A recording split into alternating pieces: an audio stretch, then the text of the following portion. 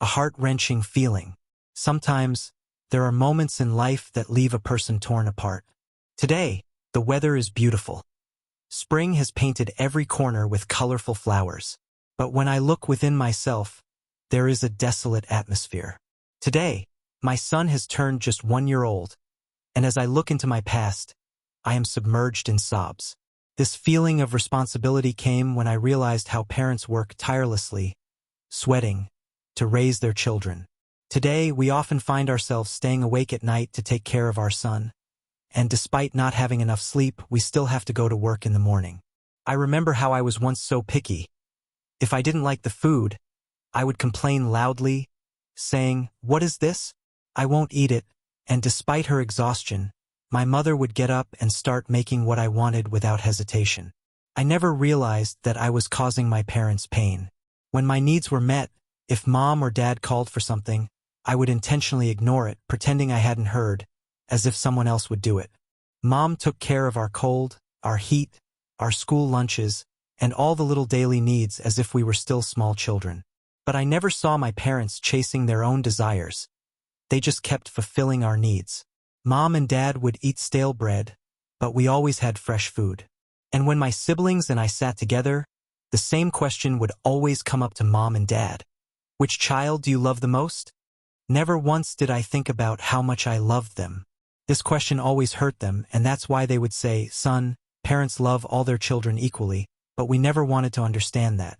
When we needed something, we took it fully and without hesitation. But when they needed something, we first explained our own difficulties. "I have to do this, I have to do that," and so on. Only parents have love purer than all other relationships. So why is it that when we started earning for ourselves, we didn't realize that they had sacrificed all their wishes for us? We love them, yet we prioritize our own needs, and even when we do give, it's difficult for us to give fully. Those who saw their future in us, who sacrificed everything, we left them behind and started chasing our own futures. I remember that when mom and dad would call to ask about us, I would ignore their calls because of my other engagements, thinking, "I'll talk to them later when I have time." Their advice would irritate me as they would talk about the past. Today, reflecting on this, my tears begin to flow. Today, in search of my future, I left them alone, the ones who had considered us their future. In truth, I never valued their pure love. They still call and say, "Don't worry about us. Don't take on too much work. Take care of your health and eat well." Their demand is so small, just that they want to see us, just to know that we're okay. Even in my independence, I have always asked them for help. I never took a proper meal without asking mom.